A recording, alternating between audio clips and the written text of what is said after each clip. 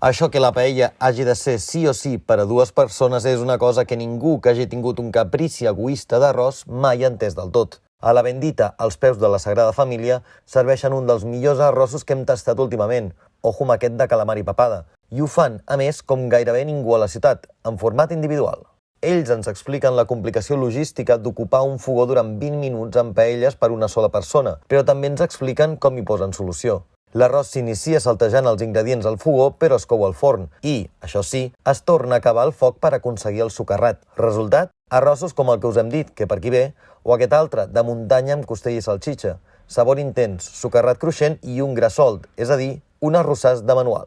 Pel camí, tatén de ceba amb escuma de formatge o croquetes casolanes. Tot amb producte de proximitat, que aquí, no us deixeu enganyar per l'edifici veí, saben molt bé el que es fan. I tot per 20 euros per cap. Així que arrossaires solitaris ja sabeu. Correu, beneïts!